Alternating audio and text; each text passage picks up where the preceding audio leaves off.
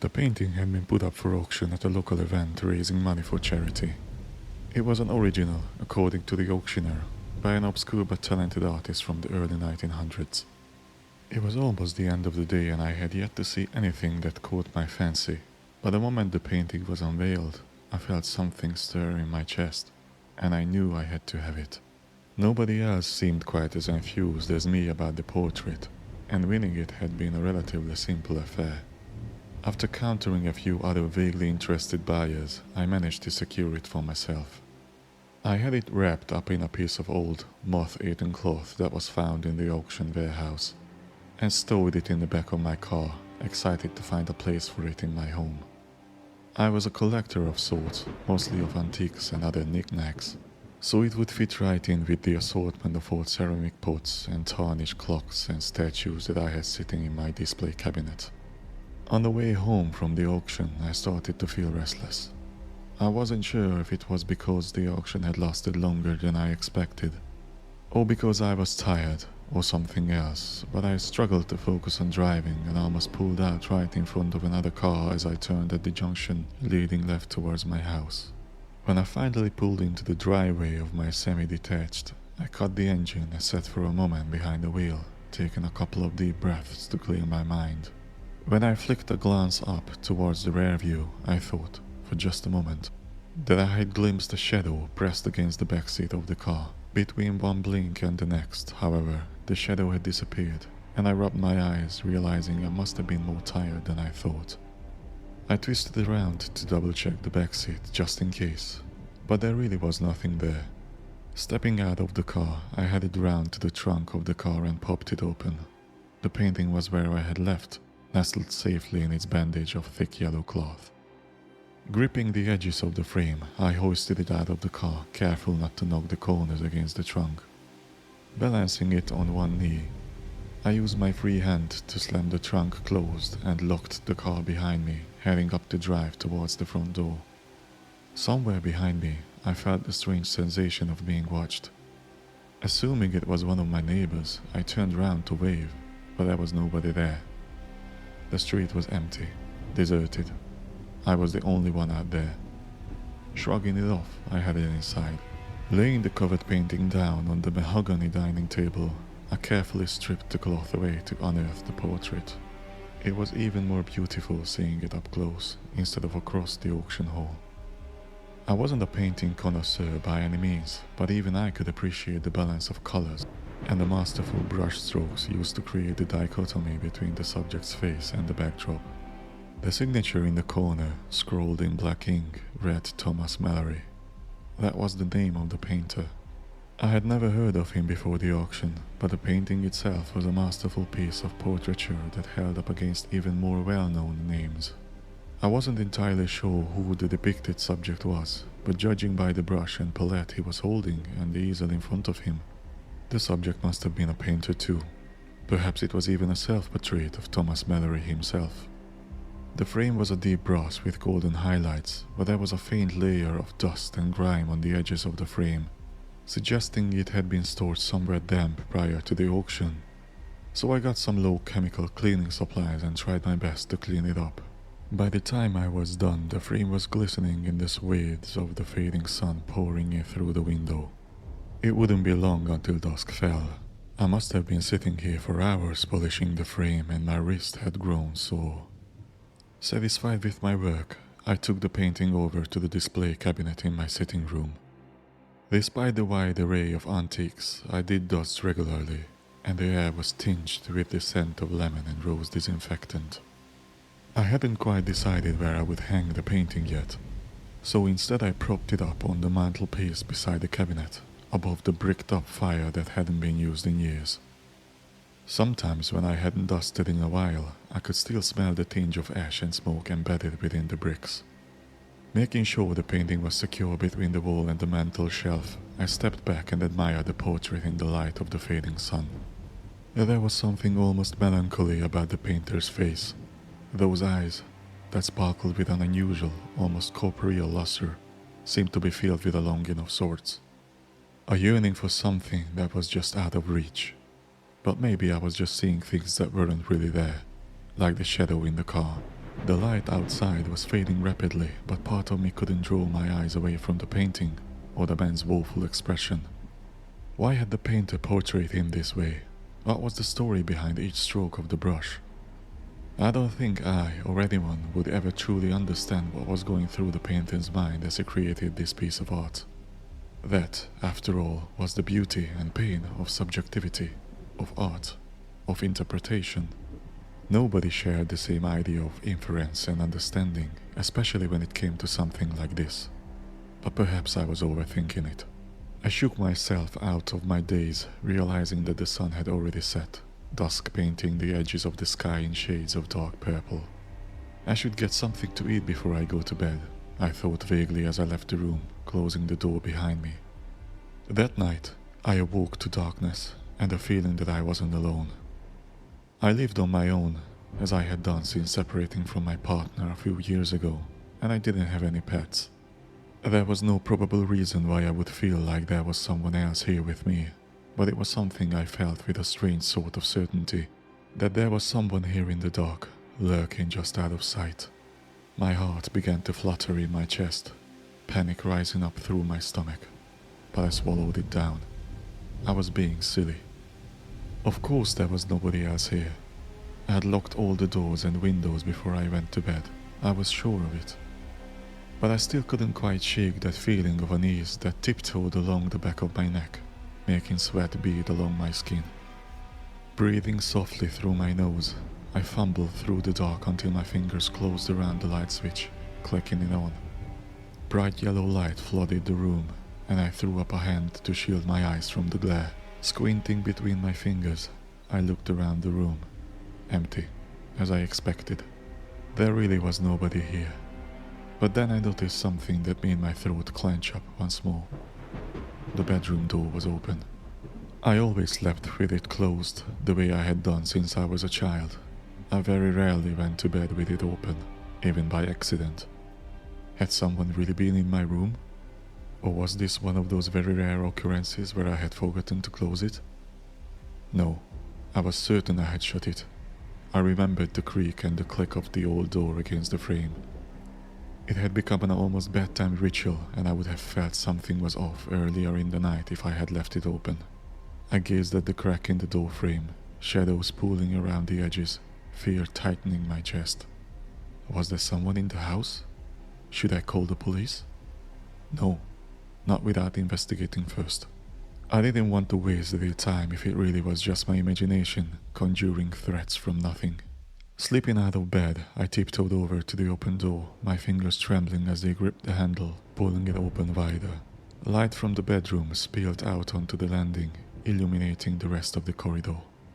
I couldn't see anything immediately out of place. I held my breath for a few seconds and listened. Above the pounding of my own heart, I could hear nothing. Just the faint moan of the wind and the rustle of the leaves. The house was deathly silent. Swallowing back the lump in my throat, I stepped out of my room and tiptoed down the stairs. I wanted to make sure there really was nobody else in the house before I went back to bed. Downstairs was silent too, except for the faint, intermittent drip of the kitchen tap. I had gotten a glass of water before bed, so perhaps I hadn't twisted the faucet all the way. I padded into the kitchen, switching on the lights as I went, and tightened the leaky tap until it stopped dripping. Feeling somewhat less terrified, I went through each room, checking behind doorways and in closets to make sure nobody was hiding. Every room proved empty. The last place to check was the living room, where the painting was. In a brief lapse of judgment, I considered the possibility that a thief had broken into the house to steal the painting. But who would steal a painting by a less-known artist, after I'd only owned it for a day? Shaking away the thought, I approached the living room door, and froze. It was one of those old-fashioned doors with a frosted glass window. On the other side of the window stood a shadow that wasn't supposed to be there. Fear stabbed my chest, my heart racing. Was there someone on the other side? The shadow wasn't moving. Maybe it was nothing after all. But I had never noticed it before, and I was sure there was nothing on the other side of the door that could be casting it. Heart thundering in my chest, I went back to the kitchen to grab a knife from the drawer and hurried back. The shadow was still there. With a short, sharp breath, I shoved the door open and swung the knife around the edge of the door. Nothing. There was nothing there. A bead of sweat cooled on my brow. All that panic for nothing. Maybe I really was just overthinking it all. I checked the painting just to be sure, but it hadn't moved an inch. In the dark, the eyes seemed to glisten like obsidian, eerily realistic. I took a moment to calm my racing heart and rationalize the situation. Then I left the room, closing the door behind me. This time, when I glanced back, the shadow was gone. The next morning I decided to do some research and see what I could dig up about Thomas Mallory and his work. I thought it odd that last night's experience had come right after bringing the painting into my home. Perhaps I was being paranoid and making connections where there weren't any, but I was still curious to see what I could find out. Surely someone, somewhere, must know something about him, even if he was a more obscure name in the art world. I searched for the name on the internet, but all I could immediately find were articles about Thomas Mallory, the writer, not the painter of the portrait sitting in my living room. After scrolling through countless websites and forums, I finally managed to find a page dedicated to the right Mallory. There was an old black and white depiction of him, and I recognized him immediately as the same figure in the painting. It was a self-portrait, after all. I was sitting with my laptop on the couch in the living room, and my gaze lifted to the painting. Mallory gazed somberly down at me, making my chest pinch. Returning my attention to the webpage, I read through a brief history of his life. According to the text, Thomas Mallory had never managed to succeed as a painter during life, and had died in poverty without selling more than one or two of his works. Towards the end of his life, Mallory had begun to rant about how he had been unable to find his muse, and that he would keep searching for her, even after death. He blamed the muses for forsaking him as the reason he had been so unsuccessful, and had apparently passed away in a state of bitter despair. When I scrolled down to the bottom, a soft gasp parted my lips. There was a section titled Mallory's Last Work, and the picture attached was the very same one that now sat on my mantel. Mallory's self-portrait.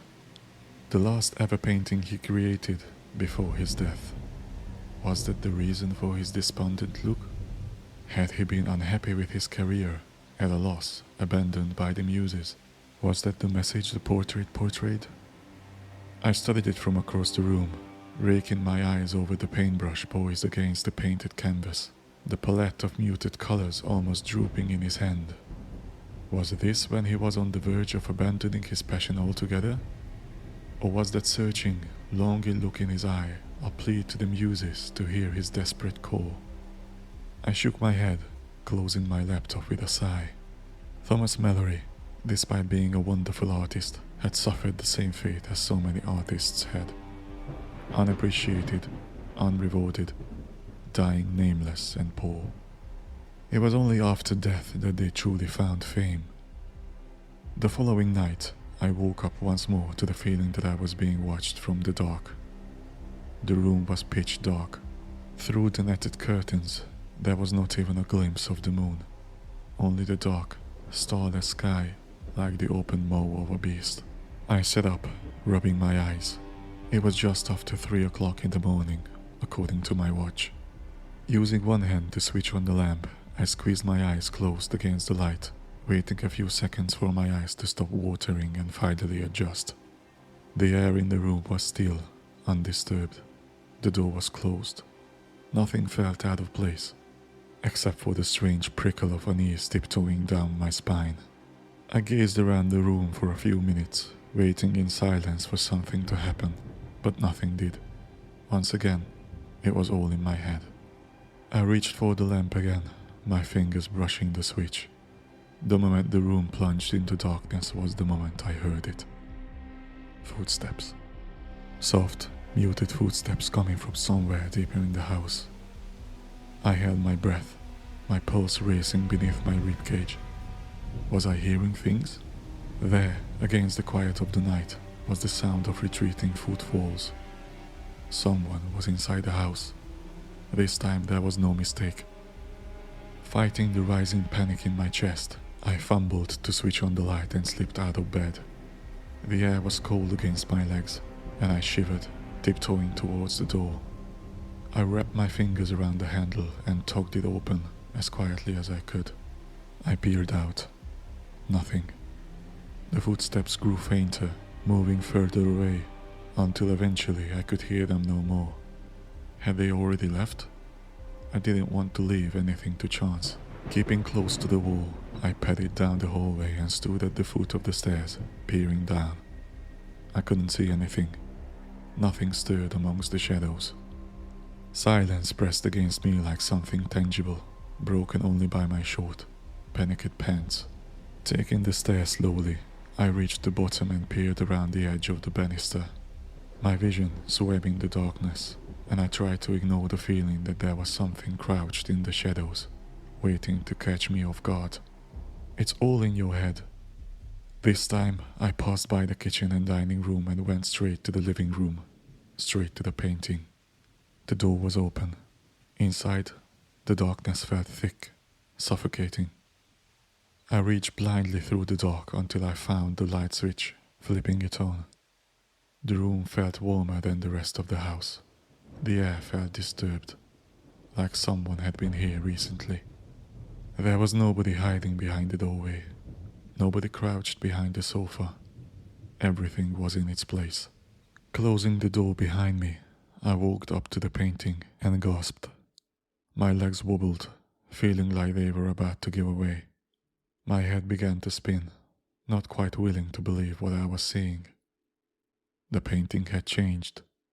The painter, Thomas Mallory, had disappeared, leaving an empty space, a dark, mottled void where he once stood. The paintbrush and palette had been discarded, and the canvas, that had before been turned the other way, was now facing me, containing a new painting, a new portrait. A portrait that looked exactly like me.